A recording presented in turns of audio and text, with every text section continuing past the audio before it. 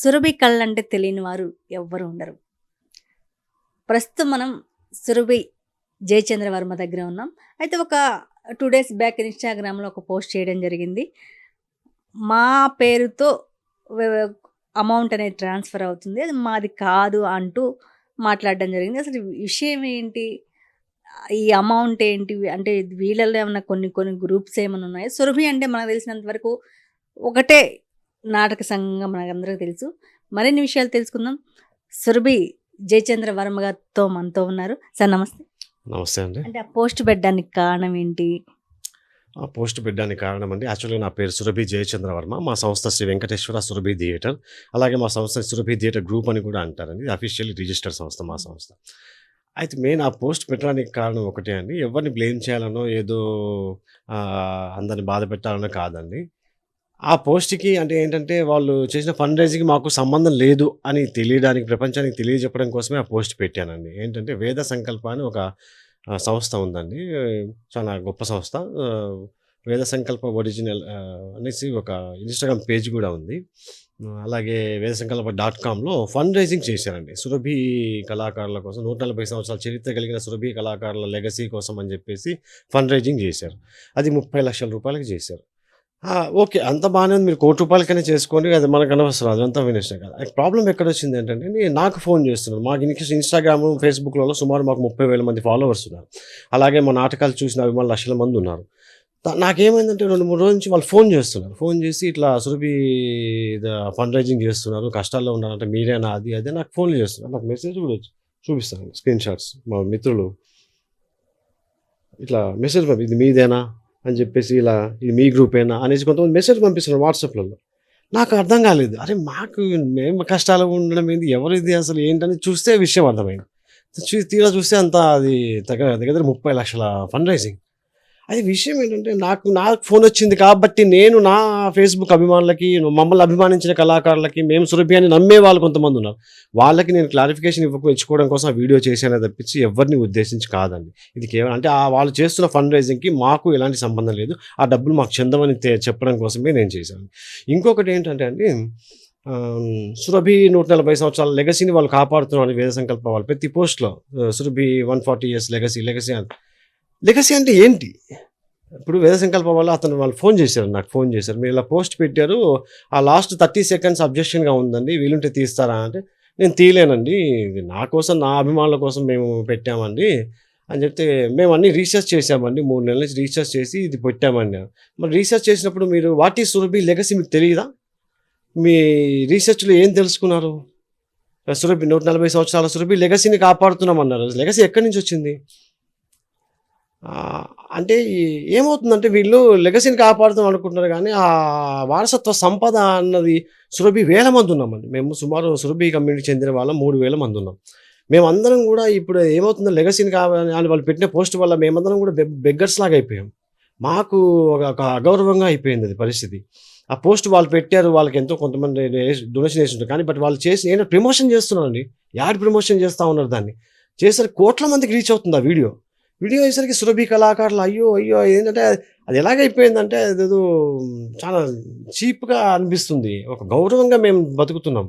సురభి అంటేనే ఒక గౌరవం, ఒక ప్రెస్టీజ్, ఒక ప్రేక్షకుల్లో గొప్ప అభిమానం ఉంది మా మీద. అలాంటి దాన్ని మీరు తక్కువ చేస్తున్నారేమో అని చిన్న భావన అంతే. అక్కడ నాకు కొంచెం బాధ అనిపించింది. మీరు ఎవరికైనా చేసుకోండి, కళాకారులు వాళ్ళు పేదోళ్ళు అయ్యి ఉండొచ్చు. మేబీ వాళ్ళు చేసిన ఫండ్ రైజింగ్ పేదవాళ్ళకే చేస్తున్నారు, మంచిగా చేస్తున్నారు, చేసుకోండి. బట్ సురభి లెగసీని మేము ఉద్ధరిస్తున్నాం అన్న మాట మాట్లాడకు. సురభి లెగసీకి మీరు చేసేస్తున్నారు, ఇచ్చిన డొనేషన్ అని సురభి లెగసీని ఉద్ధరించడానికి ఉపయోగపడుతున్నట్టుగా మాట్లాడకూడదు ప్లీజ్. ఎందుకంటే సురభి లెగసీ అంటే, ఇప్పుడు మా తాతగారండి పద్మశ్రీ అవార్డు గ్రహీత సురభి బాబ్జీ గారు. ఆల్రెడీ మీరు ఇన్‌స్టాగ్రామ్‌లో వీడియో చూసుండొచ్చు. అదే నేను చెప్తున్నాను.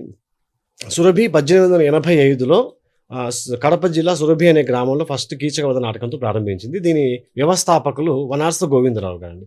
ఆయన ఎవరంటే, యాక్చువల్‌గా మాకు జనరేషన్ ఎక్కడ స్టార్ట్ అవుతుందంటే, పెద్దరామయ్య గారు అంటామండి. పెద్దరామయ్య గారి దగ్గర నుంచి మాకు జనరేషన్ స్టార్ట్. మాకు ఫస్ట్ జనరేషన్ అట్లా అనుకుంటాం. నాది 6th జనరేషన్, నా పిల్లలు 7th జనరేషన్. సంజీవరావు గారని ఒక ఫస్ట్ మాకు సురభి చరిత్రలో తెలిసిన వ్యక్తి అండి. ఆయనకి 3 కొడుకులు. వాళ్ళు కృష్ణాజీరావు గారు, వెంకోజీరావు గారు, రామోజీరావు అంటే పెద్ద రామయ్య గారు. ఇందులో మధ్యాహ్నం వెంకోజీరావు గారి కుమారుడే వనాస గోవిందరావు గారు. ఆయనకి రెండో భార్య లక్ష్మమ్మ గారి సంతానం పెద్ద కుమార్తె మా తాతమ్మ గారు, ఇది రేకందర్ సుభద్రమ్మ గారు మా తాతమ్మ గారు, వనాస గోవిందరావు గారు స్వయాన కూతురు ఆమె. అలా ఆయన వారసత్వ సంపదని ఆమె కొనసాగిస్తూ ఉంది. అలా తర్వాత మా తాతగారు భోజరాజు గారు, మా నాన్నగారు, ఆయన తమ్ముడే రేకందారు నాగేశ్వరరావు గారు, ఆయన పద్మశ్రీ అవార్డు గ్రహీత మా తాతగారు, బాబ్జీ గారు అంటారు ఆయన్ని. ఆ తర్వాత మా నాన్నగారు రవివర్మ గారు, తర్వాత నా 6th జనరేషన్. ఇలా వారసత్వ సంపద అంటే ఒక లిస్ట్ ఉండాలి కదా, అది కదా వారసత్వ సంపద అంటే. ఇంకా వారసత్వ సంపద ఎవరు అంటే గోవిందరావు గారికి కొడుకున్నారండి, సుబ్బారావు గారు.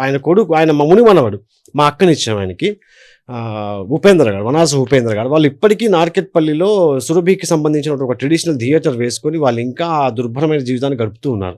నిజమైన వారసులు వాళ్ళు, కొడుకు తరపున వారసులు, మేము కూతురు తరపున వారసులు మేము.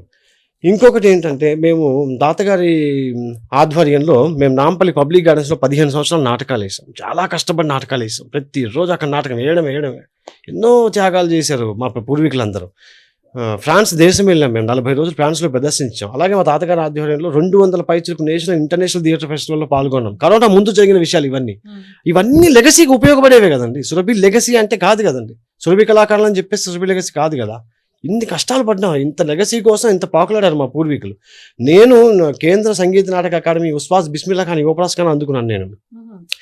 భారతదేశ ప్రభుత్వం పద్మశ్రీ ఎలాగ పెద్దవాళ్ళకి ఇస్తారో యూత్కి ఇచ్చే అత్యున్నత పురస్కారమైనటువంటి ఉస్తాద్ బిస్మిల్లా ఖాన్ యువ పురస్కార అవార్డుని 2016 సంవత్సరంలో అందుకున్న ఏకైక తెలుగు యువ నటుడు నేను. ఇప్పటివరకు ఇంకా రాలేదు ఎవరికి, తెలుగు నాటక రంగంలో అందుకున్న ఏకైక యువ కళాకారుడు.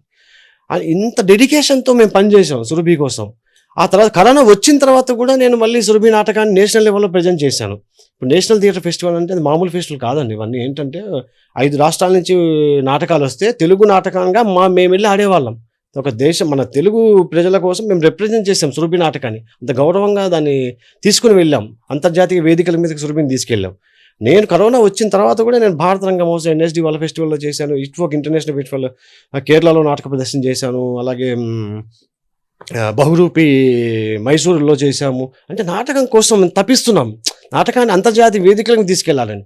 అంతేకాని మేము ఎక్కడ కూడా, అంటే మా తాతగారు కానివ్వండి, సుభద్రమ్మ గారు, గోవిందరావు, మేము ఎక్కడ కూడా మేము కష్టపడుతున్నాం, మేము కష్టాలు అనుభవిస్తున్నాం అని చెప్పుకున్నది లేదు. కష్టాలు ఉంటాయండి, ప్రతి వ్యక్తికి ఉంటాయి, నాకు ఉంటాయి. కానీ మేము కళాకారులం, సురభి కళాకారులం. మేము ఎప్పుడు కూడా గౌరవంగానే, మా పూర్వీకులు మమ్మల్ని ఎలాగే చూసుకున్నారో నాటకం గౌరవంగానే ఆడారు, ఎక్కడ చేజాసలేదండి ఎవరు కూడా. అలాగే మేము కూడా ఆ గౌరవాన్ని తీసుకెళ్తూ ఉన్నాం. కాకపోతే ఈ ప్రమోషన్ ఈ చేసిన పోస్ట్ వల్ల ఏమవుతుందంటే అది కొంచెం అందరికీ వర్తిస్తూ ఉంది, అది కొంచెం బాధ అనిపిస్తుంది అంతే. అసలు నిజమైన వారసులు సురభికి ఎవరంటారు? నిజమైన వారసులు అంటే నిజం చెప్పాలంటే ఫస్ట్ సంస్థ అండి శ్రీ శారదా మనోవినోదిని సభ అని చెప్పి సంస్థ స్టార్ట్ చేశారండి. వనాస గోవిందరావు గారు స్టార్ట్ చేశారు. చాలామంది ఏంటంటే నిజమైన వారసులు అని అంటే అప్పుడు ఆ సురభి అదే శారదా మనోజ్ నాటక సభ అన్నది, ఆ తర్వాత కొంతమంది గోవిందరావు గారి నుంచే వేరే వాళ్ళు తీసుకొని అన్నదమ్ములు తీసుకొని మళ్ళీ గోవిందరావు గారు గోవిందరాయ నాట్య మండలి అని చెప్పి ఆయన సపరేట్ సంస్థ పెట్టుకొని ఇలా ఎన్నో రాజకీయాలు జరుగుతాయి. రాజకీయాలని కాదు, అన్నదమ్ములు కాబట్టి ఇలా ఎదుగుతున్నాను. ఫర్ ఎగ్జాంపుల్ నిజంగా చెప్పాలంటే నా సంస్థ శ్రీ వెంకటేశ్వర సురభి థియేటర్ సంస్థ. ఈ సంస్థ ఎక్కడి నుంచి వచ్చిందంటే మా తాతమ్మ గారు 1930లో శ్రీ వెంకటేశ్వర నాట్య మండలి అని సంస్థ స్థాపించారు. నేను అందులోనే పుట్టాను, అందులోనే పెరిగాను. మా తాతలు మా నాన్నలు ఎదుగుందే జీవితం. 2016లో ఏంటంటే మా తాతగారు మనం నేషనల్ లెవెల్లో ఆడేటప్పుడు శ్రీ వెంకటేశ్వర నాట్య మండలి అంటుంటే వాళ్ళకి అర్థం కావట్లేదు, సురభి అనే పేరు, సురభి థియేటర్ అంటే కొంచెం అర్థమవుతుందంటే సరే నేను అప్పుడప్పుడే నాకు అవార్డు వచ్చింది, నేను కొంచెం ఎదగాలనుకుంటున్నాను, ఏదైనా ప్రయోగాత్మక నాటకాలు చేశాను పిల్లలతోటి, బాలమాయ బజార్, యూత్తో కనకతార, ఇలా చాలా ప్రయోగాలు చేశాను, కురుక్షేత్రం, ఏదో చాలా ప్రయోగాలు చేశాను అప్పట్లో. ఇప్పుడు చేస్తున్నాం అనుకోండి. అప్పుడు నేను శ్రీ వెంకటేశ్వర సురభి థియేటర్ సంస్థని 2016లో స్టార్ట్ చేశానండి. తాతగారి అనుమతి, మా పద్మశ్రీ అవార్డు గ్రహీత మా బాబ్జీ తాతగారి అనుమతితోనే స్టార్ట్ చేశాను. ఆయనే దానికి గౌరవ అధ్యక్షుడు కూడా ఫస్ట్. అలా నాంపల్లి పబ్లిక్ గార్డెన్స్లో దాన్ని చేస్తూ అది అంటే వెంకటేశ్వర నాట్య మండలిలో నేను ఒక 2 పార్ట్స్ అయ్యాం మేము, అంతే తప్పించి నేనేం సపరేట్గా నేను లేదు. నా బ్లడ్ అయితే అదే కదా, అక్కడి నుంచి వచ్చిన బ్లడ్డే కదా నాది. అలా బ్లడ్ రిలేషన్ ఉంది మాకు. సో మా వాళ్ళు పెద్దవాళ్ళు చెప్పడం ఏంటంటే గోవిందరావు గారు ఆ సంతతి ఆ బ్లడ్ రిలేషన్స్ ఉంటాయి కదండి, అదంతా సురభి వారసులుగా మేము పిలువబడుతూ ఉంటాం. మధ్యలో కొంతమంది వచ్చారు. మాతో పాటు పనిచేసిన వాళ్ళు, మా సురభి నాటకాల్లో యాక్ట్ చేసిన వాళ్ళు, తర్వాత వాళ్ళు మా నాటకాలు నేర్చుకొని, వాళ్ళు మా నాటకాల్లాగా ఆడుతున్న వాళ్ళు, అలా సమాజంలో కూడా చాలా ఉన్నాయి. అదే ఇంకొక ఎక్స్‌ప్లనేషన్ ఇస్తాను. అంటే సురభి మీరన్నారు క్వెషన్ ఏసారు. ఎవరు నిజమైన వారసులు అంటే, మాకు తెలీదు. అంటే వారసులు అంటే చెప్పాం కానీ గోవిందరావు గారి వారసత్వంగా తీసుకుంటానండి. ఇది మాకు సురభి సప్తతి మహోత్సవాలని చెప్పేసి 70 సంవత్సరాలు అయినప్పుడు చేసినటువంటి పుస్తకం అండి ఇది. సప్తతి మహోత్సవం. దీంట్లో కూడా చాలా హిస్టరీలు ఉంటాయి. దీంట్లో కూడా ఒక 40 సమాజాల పేర్లు ఉంటాయి. ఇప్పుడు మీరు వేద సంకల్ప వాళ్ళు చేసిన లెగసీని కాపాడుతున్నాం అన్నారే, అది మరి ఎక్కడ మరి ఏ లెగసీని కాపాడుతున్నా నాకు తెలియదు. ఒకసారి వాళ్ళని చెప్తున్నా, ఇలాంటి హిస్టరీని చదవమని తెలుసుకోండి అని చెప్తున్నాను వాళ్ళకి. తెలుసుకున్న తర్వాత వాళ్ళు మేము 140 years లెగసీని కాపాడుతున్నాం అంటున్నారు కదా, అవన్నీ తెలుసుకోండి. ఇందులో చాలా గ్రూప్స్ ఉన్నాయి. అప్పుడు 46 గ్రూప్స్ వరకు ఉన్నాయి. ఈ వీటిలలో ఎక్కడ కూడా ఇందులో మా వెంకటేశ్వర నాట్యమల్లి రెండో పేరులోనే ఉంటుంది. అలాగే ఇది మొదలు నాగభూషణ్ శర్మ గారు మా మీద రచించిన ఆయన 15 సంవత్సరాలు రీసెర్చ్ చేసినటువంటి పుస్తకం అండి. దీంట్లో కూడా చాలా విషయాలు ఏ సమాజాలు ఏంటి అన్నది కూడా ఇచ్చారు. అదే అందులో కూడా కొన్ని మెన్షన్ చేశారు, ఎవరెవరు ఏం సమాజం అని. అంటే నేను ఎవరిని చెడుగా ఉద్దేశించి, అందరం రిలేషన్, అందరం బంధువులమే. కానీ ఏమవుతుందంటే ఆ లెగసీ అన్నది ప్రపంచం తెలియట్లేదు. సురభి లెగసీ అంటే వారసత్వ సంపద. ఎవరికి వారసత్వ సంపద? ప్రేక్షకులు ఎవరిని అసలు అంటే వాళ్ళు తప్పేం లేదండి. ప్రేక్షకులు తప్పే లేదు. వాళ్ళకి ఏంటంటే సురభి అనగా అందరూ ఒకటే అనుకుంటారు. మీరు చెప్పినట్టే సురభి అనగానే ఒకటే అనుకుంటారు. కాదని చాలా గ్రూప్స్ ఉన్నాయి. అప్పట్లో చెప్తున్నాం కానీ 46 గ్రూప్స్ ఉన్నాయి. 70 ఏళ్ళ జరిగినప్పుడు. ఇది 1959లో అండి. 59 సంగతి ఇది. అలాగే సురభి నాటక కళా సంఘం అని సంఘం అనేది 1961లో స్టార్ట్ చేశారు. అది మా తాతగారు, ఇక్కడ మీరు ఫోటో చూస్తున్నారు, ఏకందారు చిన్న వెంకట్రావు గారు దాని ఫస్ట్ ప్రెసిడెంట్ మా తాతగారు. ఆ తర్వాత సురభికి సంబంధించినవి ఉన్నాయి, సురభికి నాటకం. అలాగే ఇవన్నీ కూడా పుస్తకాలు. ఈ హిస్టరీస్లలో వేద సంకల్ప వాళ్ళు ప్రమోట్ చేస్తున్న ఆ సంస్థ అనేది ఒకటి ఉంది. అది ఎక్కడుంది హిస్టరీలలో?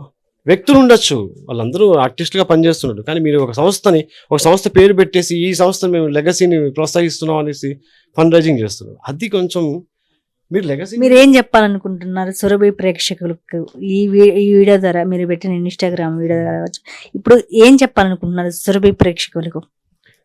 అదే అండి, ఒకసారి అందరికీ అది చెప్తున్నాను. ఆ వేద సంకల్ప వాళ్ళు చేసినటువంటి ఫండ్ రైజింగ్కి మాకు ఎటువంటి సంబంధం లేదు. మా ఇన్స్టాగ్రామ్లో మమ్మల్ని ఫాలో అవుతున్న మా అభిమానులందరికీ తెలియజేసిందంటే దానికి ఆ డబ్బులకి మాకు సంబంధం లేదు. ఎందుకంటే ఫ్యూచర్లో ఏమవుతుందంటే మేము ఎక్కడ నాటకం అడగాలన్నా, ఎవరైనా మాట్లాడాలన్నా, చేయాలన్నా అప్పుడు మేము 30 లక్షలు వచ్చాయి కదా అనేసి భావంతో ఉంటారు. ఏ సురభి వాళ్ళకి వచ్చాయి అన్నది వాళ్ళకే అనవసరం. మాకు వచ్చి ఏమో అనుకుంటారు ప్రేక్షకులు, పొరపాటు పడుతుంటారు. నాకు ఫోన్లు వచ్చాయి కదండి, అలాగే 5-6 ఫోన్లు వస్తున్నాయి, కన్ఫ్యూజ్ అవుతున్నారు. దయచేసి అది మాకు సంబంధించింది కాదు, అదే చెప్పదలుచుకున్నాం, అదే చెప్పాము కూడా. మాకు దానికి సంబంధం లేదు, అంతే.